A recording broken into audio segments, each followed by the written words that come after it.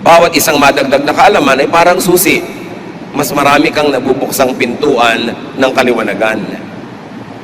Each nugget of information is a building block of knowledge, of new knowledge, even of skills, of wisdom that leads to enlightenment. So the mind should not be trapped in and limited to the first idea. What do we mean? Una-unahan ang mga ideya na magtira sa ating isip. Kung may mga nag-aaway, una-unahan silang makarating sa atin para yung kanilang balita ang mauna sa atin, at kadalasan kasi ang tao tamad na mag-isip. Pag may nauna na, ayaw na niya makinig doon sa kabaligtaran o doon sa kabilang panig. Kaya kadalasan yung nauna nagsumbong doon ka nakampi. Yung nauna mong nalaman, yun ang yayakapin mo forever, ayaw mo nang makinig sa iba. Pero kung ang utak ay palalaguin natin, dapat handa ka na ipa-challenge yung idea na nakatrono, nakaupo sa iyong utak, kung may bagong dapat umupo doon. Yan, mapagkakakilanlan ang mga taong umuunlad ang isip at buhay, yung handa na isuko ang mga dati nilang iniisip kung sila ay makakita ng mas superior na kaisipan. Romans 12:2, do not conform to the pattern of this world, but be transformed by the renewing of your mind. Then you will be able to test and approve what God's will is, His good, pleasing, and perfect will. Huwag daw makiayon lang sa takbo ng sanlibutan, kundi baguhin ang sarili sa pamamagitan ng pagbabago ng paraan ng pag-iisip. So do not habitually conform to ungodly ideas. If godly and new ideas present themselves, do not habitually conform to old ideas. Old don't always mean better. Do not always conform to what is conservative. Bihira na nakabubuti yung conservative thought. Ano ba ibig sabihin ng conservative? Eh di yung word na nagko-conserve, nagpe-preserve. So kung ano yung pumasok na ideya sa iyong utak, yun ang i-conserve mo, ipe-preserve mo, hindi mo na hahayaang hamunin ng mga bagong ideya, hindi mo na isusuko sa mga mas magagandang bagong ideya, so conserve ka ng conserve. Kahit sa conservation of cultural heritage, nagko-conserve tayo ng mangilang-ilang bahay kubo, mangilang-ilang bahay na bato, mangilang-ilang pieces of architecture, pero hindi mo pwede i-conserve ang isang buong bansa sa arkitektura niya 300 years ago dahil hindi na yan kailangan. You conserve only for reference, you conserve for appreciation of what was before, but you keep changing the present, so you move forward to the future. Siyempre, may mga romantic sa bawat bayan, gusto mo i-preserve lahat ng lumang bahay, hindi naman pwede kasi kailangan tayo mag-accommodate ng mga high-rise, kailangan tayo mag-accommodate ng mga bagong itsura ng mga building na nagko-conserve ng energy, useful ang bawat space, but you conserve a few samples of those houses, of those buildings, para meron tayong reference sa nakaraan at meron tayong na-appreciate. Ganon din sa pag-iisip. It is not always good to be conservative. So keep changing your religious mind. Ang laki, ang lawak ng Diyos. Yung natutunan mo nung bata ka sa Sunday school, kailangan magbago ng magbago yon dahil umuunlad ang iyong isip. Yung natutunan mo na reading, interpretation of Scripture, kailangan patuloy yun na nahahasa, lumalawak, tumataas, dahil ang alam mo naman 10 years ago, dapat more than that ang alam mo ngayon. Ang pagkakakilala mo sa Diyos 20 years ago, dapat umaasenso, lumalalim, tumataas ngayon. So it is not always good to be conservative. It means that there's no room for growth, for change, or for development. Being conservative is not always a virtue. Kaya tingnan ninyo, sinong mga mahirap kasama at kasalamuha sa buhay? Di ba yung mga conservative? Kasi pinipilit ka nilang ipako sa isang lifestyle, sa isang mode of dressing, sa isang way of life na tapos na nung araw pa at hindi na epektibo ngayon. It is not good to be boxed in. And in a religious way, it is not good to be sectarian nor to be dogmatic. Bakit? Pag sectarian ka, sinabi mo, kasi ito ang aking religious membership. Kasi dito ako member ng ganitong church. Pagka ipinattern mo na doon ang lahat ng pag-iisip mo, ire-reject mo na, kapatid, ang lahat ng uri ng ibang approaches, reading of and interpretation of Scripture. At doon ka nalang magiging totally loyal sa iyong sekta, sa iyong relihiyon. Eh wala namang religion na perfect. Therefore, lilimitahan mo ang iyong isip sa mga bagay na dapat sana'y lumalago. Lalo yung may kinalaman sa Diyos. Ang laki-laki ng Diyos, hindi siya kasya sa isang simbahan lang. Hindi siya kasya sa isa lamang na dogma o isang doktrina o isang sekta. Hindi siya pwedeng solohin at kanyahin ng isa lang na grupo kasi ang laki-laki ng Diyos. At pag nilimita mo ang pag-iisip mo ayon sa pag-iisip ng isang sekta lamang, makukulong. At pag nakulong yung pag-iisip, ano mangyayari sa'yo? Magiging dogmatic ka, mali ang lahat, kami lang ang tama. Magiging judgmental ka sa iba, mali sila, kami tama. At magiging self-righteous ka dahil ikaw ang tama. Mga bagay na hinding-hindi itinuro ni Jesus. Huwag magpakulong sa nauna. Huwag din magpakulong sa most recent. Yung iba naman, baliktad, talagang hindi conservative. Pero lahat ng bagong uso, isinuot, ginawa, kinain, kahit experimental level pa lamang. Kaya importante, mga kapatid, yung mga ideya na God said it, I believe it, that settles it, masyadong nakakapagpanaro ng isip. Mabuti ng mabuti sana kung yung pinaniniwalaan niya talagang God said. Paano kung people said, God said? Sabi lang pala ng mga tao na yun ang sabi ng Diyos. So, kikitiran mo ng utak mo, that settles it. It means hindi ka na handang makinig sa anumang ideya, wala nang argumento, wala nang presentasyon ng ibang mga iniisip ng kapwa, at yun na, tapos na ang iniisip mo. That is narrow-mindedness. At kung merong dapat magpalawak ng isip, unang-una na yung mga relihiyoso, yung mga maka-Diyos, knowing that God is so great, that there is so much to know about God, that you cannot be 100% loyal to any sectarian thought or doctrine because that will limit the way you think. Kailangan nakabukas ang isip. God needs no protection from lies because God is truth and truth prevails. Huwag tayong sobrang matakot magkamali, ayaw mo na tuloy mag-isip.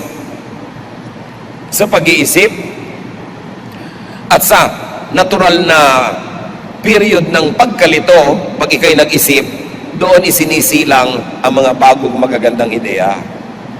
Walang nagkakaroon ng kaliwanagan na hindi mo na nalito. Anong ibig natin sabihin? Naniniwala ka na sa idea A, tapos may narinig kang idea B, nalito ka dahil magkalaban kuminsan yung dalawang ideya. Pero pag hindi ka nagpagulo, inayos mo yan, inisip mo, ipinanalangin, sinaliksik, malalaman mo ang magandang kombinasyon pala ng ideas A and B. And then now you have a higher level of learning. Huwag kayong natatakot malito. Ayoko niya, nalilito ako, ayoko na lang pakinggan. Kasi walang ipinapanganak na hindi muna dumadaan sa hirap. At walang nanganganak na hindi muna nasasaktan. Kaya ganun din ang pagsilang ng mga bagong magagandang ideya. Meron kuminsang conflict. But that is a very healthy conflict. Not only your religious mind, keep changing also your practical mind. Ang lawak-lawak ng karunungan. Pag sinabi mo na ganito basta ako mag-adobo, period, ayaw mo na makinig sa ibang uri ng adobo, kinulong mo na ang iyong isip. Ganito talaga ako magtimpla ng ganito, ganito talaga ako gumising, ganito ang lifestyle ko. Pati practical mind natin, dapat handa tayong ipasuri sa ideya ng iba, sa mga napapatunayang mabisa ng ibang tao. Philippians 4:8, don't ever stop thinking about what is truly worthwhile and worthy of praise. Huwag titigil na mag-isip. Mahalaga yun. And think of positive thoughts. Keep changing your mind to positive thoughts. Ephesians 4:23, be made new in the attitude of your minds. Pag sinuri natin mga kapatid ang Biblia, lalo ang New Testament, ang dami-daming katuruan tungkol sa pagbabago ng isip. Bakit? Kasi maging yung New Testament, hindi nyo maintindihan na new nga. Sinasabi ng Panginoong Yesus, ang bagong alak hindi pwede ilagay sa lumang sisidlan. Sasabog, masisira yung lalagyan. Dapat bagong alak, bagong sisidlan. Ang daming bagong ideyang dinala ni Jesus.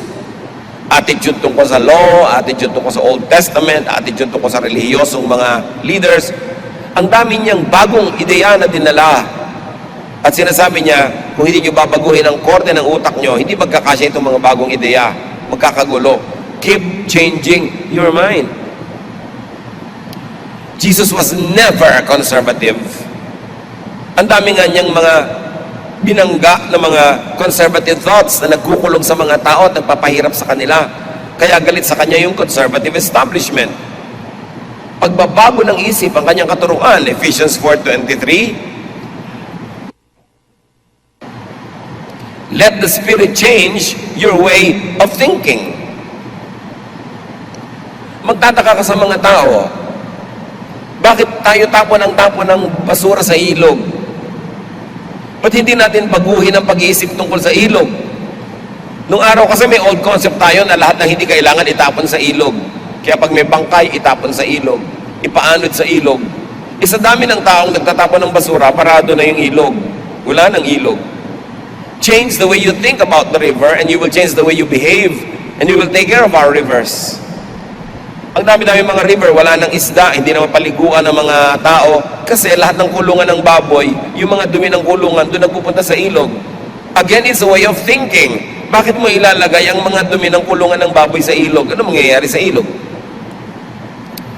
Pagka maraming mga kababayan tayo nagkikita-kita, nagtatagpo-tagpo, tingnan nyo ang iiwang tambak-tambak na basura. Dito lang sa bulwagan ng Panginoon, tingnan nyo mga ilalim ng silya ng mga tao pagkatapos ng worship. Sari-saring kalat ang iniiwan. Mga pinagkainan, mga balutan, mga pinag-inuman. Ano tingin niya sa sahig ng bulwagan ng Panginoon? Basurahan? It's the way we think. Kailangan palitan natin ang attitude tungkol sa basura na mas matanggal ko sa sarili ko, maitapong ko, okay na ako. It has to be disposed of properly. Mahirap pa sa mga tao magdala ng mga mumunting mga plastic bags, kung may mga kalat-kalat silang nalilikha, balutan ng mga candy, etc., etc., doon nila ilagay. At pagdaan nila sa isang matinong basurahan, doon nila ilagay, hindi kung saan-saan bitawan. It's the way we think. Pag tinitingnan natin ang mga problema ng ating lipunan, ang mga bus, kahit saan na lang nagbababa at nagsasakay, kasi ang gusto lang niya, siya ang makakuha ng pasahero, it's the way the drivers think. But also because it's the way the operators think. Why? Kasi porsyentohan ng mga driver ng bus. So gusto nila magsakay na magsakay kahit punong-puno na. Magmadali para makarating agad doon sa dulo at makapagsakay uli para dumami ang porsyento nila. Sasabihin naman ng iba, bakit hindi natin lang bigyan ng fixed salary ang mga driver para hindi sila ganon? Pag binigyan mo naman ng fixed salary, hindi na magdadrive. Ang bagal-bagal na kahit walang pasahero, okay na sa kanila kasi fixed naman yung salary. So sinong may problema? Yung operator, yung pasahero na kahit saan gustong bumaba at sumakay, bababa at sasakay, yung driver, sino? Lahat, ang buong lipunan. So sino nagdurusa? Tayong lahat. Nakita nyo lang kaguluhan ng mga public cemetery natin? Wala ka ng lakaran? Nung nakatalikod ka, biglang merong naglagay ng nicho dito sa daan, may lumampas, merong nakatagilid, may nakatiwarek, patong-patong, ang gulo-gulo ng lipunan natin. We should change the way we think. Sobrang makasarili ang mga tao, hindi iniisip ang ikakabuti ng komunidad at lahat naman tayo nagdurusa. Kaya si Jesus mismo ang itinuro niya sa mga tao, baguhin nyo ang inyong pag-iisip. Hindi pag wala kang pera, ang iniisip mo, kanino kaya makautang? Again, it's a kind of thinking. But hindi mo iniisip, paano kaya ako kikita? Hindi yung paano kaya ako manghihingi. Pag-iisip, mahalaga. So let the Spirit change your way of thinking so you'd become more and more godly. Newness, renewal comes with new and renewed thinking. At sabi sa 1 Peter 1:13, be alert and think straight. Kailangan mapagbantay. Kasi laging mayroong gustong umakay sa ating isip at dalhin sa direksyon na gusto nilang puntahan natin. Piliin ang pinapakinggan. Huwag makinig lagi sa mga sulsol, sa mga emosyonal na mga lapit sa atin ng mga tao dahil lumalabo ang ating pag-iisip. Kung paano ka mag-isip, yan ang magiging buhay mo. Nakikita nyo, may magkakapatid, pare-pareho ng buhay nung maliliit. Pag nagtandaan, nagkakaiba-iba ng buhay kasi iba-iba mag-isip. Merong tamad mag-isip. O ang iniisip, puro katamaran, puro humingi, puro umasa sa iba, habang buhay ka nun. Meron naman ang iniisip kung paano lilikha ng kayamanan, paano magtatrabaho, umaasenso sa buhay. Kung paano ka mag-isip, doon ang magiging punta ng iyong buhay. Kaya kailangan malaya ang tao na mag-isip ng tama. John 8:32, you will know the truth, and the truth will set you free. Free from hell, free from ignorance, free from difficulties and hardships that are not necessary in life, free from the imprisonment of the mind. Knowledge sets free. Bakit ginagamit yung word na freedom? Kasi alam na alam ng Bible writers na ang utak ng mga tao nakakulong. Kaya sinasabi, truth sets free. Sino bang pinapalaya? Di ba yung nakakulong? Kasi alam ni Jesus ang tao nakakulong sa kamalian. Nakakulong sa maling paraan ng pag-iisip. Kaya gusto niyang palayain ang mga tao mula dito. Nakikita ninyo, may mga bansa na biglang lumalaya. Ang dami-daming bansa sa Africa. Dati, colonized sila ng mga Western monarchies. Nung nagrevolusyon sila at lumaya, ano nangyari? Ang dami-daming banana republic. May isang republika ngayon, may coup next week, bagong republika, nakakalimang republika na sila sa loob na isang buwan. Ubusan sila ng ubusan, patayan sila ng patayan. Mainam pa nung iba ang mga masters nila na foreigner na namamahalang mabuti. Kasi iba ang takbo ng mentalidad. Tayo nung araw na pinamamahalaan ng mga Amerikano na gustong-gusto nating lumaya, ang sabi ni Manuel Quezon, mas gusto daw niya a Philippines run like hell by Filipinos rather than a Philippines run like heaven by Americans. So ano nangyari? Ayan, run like hell. Bakit naman kasi kailangan sabihin pang kailangan na run like hell? Hindi pa pwedeng a Philippines run like heaven by Filipinos. Siyempre, mga leaders, may mga prophetic powers sa mga sinasabi nila, nagkakatotoo para sa buong bansa. Ang dami-dami nagkagulo-gulo dahil nung tayo na ngayon ang nag-rule sa ating mga sarili kasi nagkaroon tayo ng kalayaan politically pero hindi malaya ang mga utak natin from our old mindsets. Bakit na-preserve yung mga gubad doon sa Subic? Dahil lang, pinailalagaan ng mga Amerikano nung araw. Lahat ng gubat sa paligid doon, under the Philippine government, nakalbo. O ngayon, nauunti-unti nang nakakalbo under our own government. Bakit na-preserve ang Camp John Hay, ang mga pine trees, dahil pinamahalaan ng mga Amerikano noon. Nung kinuha natin, ayan, kutakot-takot ang pinuputol ng mga puno. Kutakot-takot na corruption. I am not saying that desirable to be ruled over by foreigners. Pero nakita nyo kasi yung mindset ng Republican government, angkop sa utak nila. Sa atin hindi. Sa atin ang demokrasya nagiging mob rule. Yung marami nakakapangyari. Paano kung ang marami ay mangmang? Paano kung ang marami hindi nag-iisip na mabuti? Paano kung iboboto mo lang isang politiko dahil maganda yung asawa? Ano mangyayari sa demokrasya? At ganyan din ang nangyayari sa church.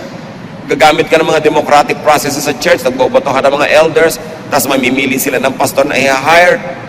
Power from below, democratic power. Not everyone is aware to be able to govern well. And if you get power from below, you get chaos when those who are below are not enlightened.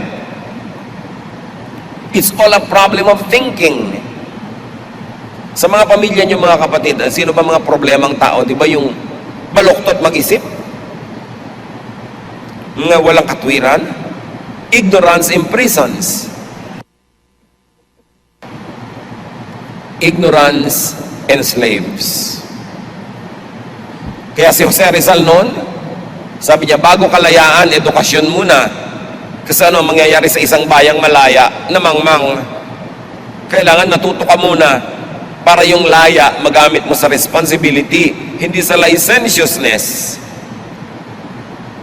Katulad din ng mga lumalaya sa Panginoon dahil may eternal security, anong gagamitin nila para sa mga pamumuhay na sobrang sama? Dahil sabi nila, secure na kasi ako.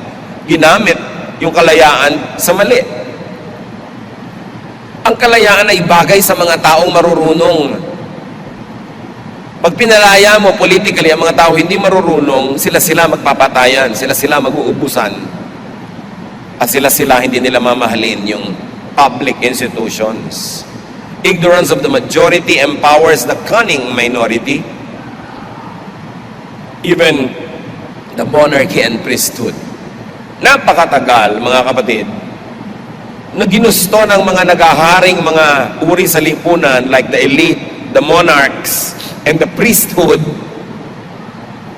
na panatilihing mangmang ng mga tao. Kasi ang mangmang ng mga tao ay madaling pasunurin, madaling abusuhin. Kaya merong isang quote dito sa play ni Oscar Wilde, The Importance of Being Earnest, na gusto kong i-share with you because it encapsulates the idea of the elite about the masses. Sabi ni Lady Bracknell, isang elitistang mayamang babae, I do not approve of anything that tampers with natural ignorance. Ignorance is like a delicate, exotic fruit. Touch it, and the bloom is gone. The whole theory of modern education is radically unsound. Fortunately, in England, at any rate, education produces no effect whatsoever. If it did, it would prove to be a serious threat to the upper classes and probably lead to acts of violence in Grosvenor Square. Itong si Oscar Wilde, nakulong ito dahil sa kanyang mga pitik, no, at mga pilantik niya against the aristocracy at sa kanyang lifestyle that was not in conformity with the times of his life. Pero lumalabas sa karakter nitong babaeng ito na mas gusto ng mga elite, mas gusto ng mga nangunguna ay mga tao para sila lang ang marunong, para mamanipulate nila ang mga tao sa kanilang ikabubuti. Kahit sa religion, ganun mga kapatid. Gusto ng maraming mga preachers, teachers, mga leaders, mangmang ang mga tao. Para kung ano na lang ang sabihin nila sa pulpito, yun na ang katuruan. Para kung anong ituro nila sa kanilang mga classes, yun na. At ang mga tao hindi na nag-iisip para sa sarili, hindi na nagsasaliksik. Mas madaling i-manipulate. Madaling pasukahin ang mga donation. Madaling pilipitin at gamitin. But that is not the way of Jesus. Jesus teaches the truth, and the truth sets free. Kaya si Marx, na number one critic ng established religion, sabi niya, religion is opium to the people. It's not always true. Religion is good if it's used well. But it is true also that religion could be misused. Pampabangag sa mga tao. Pampamanhid sa mga tunay nilang mga sakit. Panglasing, panglibang, addictive, para ang mga nagahari ay manatiling makapangyarihan. Kaya ang unang ibinuwag ng mga socialist at communist states nung araw ay yung simbahan. Kasi sinasabi nila, yan ang tagapagpairal ng mga kamangmangan at pambangag ng mga tao. Up to a point, there might be truth in it, but it's not totally true because religion could also be used to set people free like Jesus sa mga luma. Kahit sa church life, ang daming uso. Uso ang ganitong paraan ng pagtuturo, uso yung ganitong administration, uso yung ganitong paraan ng pagkanta. Ang dami mga tao litong-lito na dahil tuwing umaten yung kanilang leader sa isang seminar, lalo abroad, pag uwi, may bago na namang uso. Nagkakagulo-gulo yung mga tao, nagkakandalito-lito. Don't be the first by whom the new is tried, nor yet the last to lay the old aside. Sabi ni Alexander Pope. May wisdom, obserbahan mo muna yung bago. Pero pag nakita mong effective, doon ka nalang unti-unting uso doon. Huwag ikaw yung nauuna, hindi mo pa nasusubukan eh. Dahil yung mga disadvantages sa iyo mapupunta. But always be free to grow. Colossians 3:1-2. You have been raised to life with Christ. Now set your heart on what is in heaven, where Christ is and rules at God's right side. Think about what is up there, not about what is here on earth. Pinabangon na daw tayo at itinaas kasama ni Jesus, so ang utak natin dapat nasa taas, wala sa baba. Hindi laging geographical yung sinasabing langit na nandun sa malayo. This verse could be read as, think like Christ, put your mind in the heavens, palaguin ng utak, palakihin, pataasin ang pag-iisip, para maabot mo ang mga makalangit at matataas na bagay. Heaven could also mean a mindset, a level of thinking and awareness. 2 Corinthians 3:18, the Lord's Spirit makes us more and more like our glorious Lord when we get to think like the Lord. Goal ng mga Kristiyano, maging Christ-like. How will you be like Christ? Only when you think like Jesus.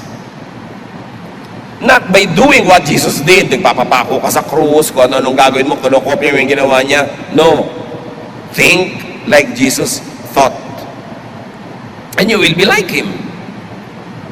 Ang pinakakamukha mo naman eh, yung taong kamukha mo mag-isip. Yun ang pinakakasundo mo, at yun ang pinakaswak sa iyong sariling mga values. So mga kapatid, keep examining your thoughts. Hindi ko mo luma, hindi ko mo matagal na, at hindi ko mo tama noon, laging yun ang pinakamahusay kahit ngayon. Proverbs 14:12, there is a way that appears to be right, but in the end, it leads to death. So dapat, suriin talaga, pakaingatan.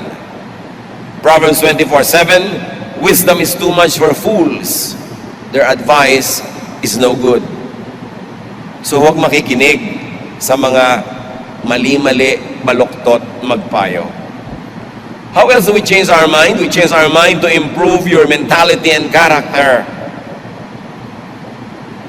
You don't change your mind para manalo ka sa mga argumento, para manalo ka sa mga pagtatalo, para ikaw pinakamagaling. No, you change your mind to improve your mentality and your character. To be more godly. To be more like God. 1 Corinthians 15:33, don't fool yourselves. Bad friends will destroy you. So talagang iniingatan ko sinong kausap. Madalas nagagalit lang tayo kasi depende kung sino huli nating nakausap. So iniingatan natin yan. Change your mind to improve your life, your surroundings, your world. Lalo tayo mga Pilipino, ang dami nating dapat baguhin sa ating bansa. Ang daming dapat baguhin sa paraan ng isip. Kailangan natin ng social discipline, responsibility, magkaroon tayo ng dignity, igalang naman tayo ng mga ibang tao sa ibang bansa. Hindi pag nakikita tayong nag-uuna-unahan sa bus, nag-aagaw-agawan sa jeep, pumaparada kahit saan, kalat ng kalat, napipintasan tayo at nalalait at bumababa ang pagtingin sa atin. May mga bansa sa labas ng Pilipinas na maraming Pilipino, pag nagkita-kita sila doon, ang iiwan nilang kalat, bundok-bundok, tambak-tambak, para silang mga santambak na basura. Ano ang nililikha na impression tungkol sa ating lahi? At dahil sa mga impression na yan, anong nalilikha niya ng mga salary ranges para sa ating mga kababayan, anong mga posisyon ang binibigay nila kung mababa ang pagtingin nila sa atin? Paano naman tayo gagalang kung magkikita-kita tayo, ang iiwan natin, bundok-bundok na basura, simpleng basura, hindi natin maayos. Maayos pa ba natin ang bansa? Change the way you think. Improve the way you understand and get understood by your world. Keep changing your mind for the better. Change from glory to glory. And very importantly, mga kapatid, change your mind to understand people. Think about this. Kung lagi kayong naiinis sa asawa nyo, hindi naman siya nagbabago, it's time to change your mind about your spouse. Change the way you think about her or him. Naiinis kayo sa nanay nyo, naiinis kayo sa anak nyo, naiinis kayo sa biyanan nyo, hindi naman siya nagbabago, ba't din na lang yung pag-iisip nyo, baguhin nyo, unawain nyo siya. Mas bigyan nyo ng lugar para maunawa nyo. Change your mind so you understand people, especially your loved ones. Especially those who love you. Change the way you think so that you can promote peace and understanding and love among people. Kung lagi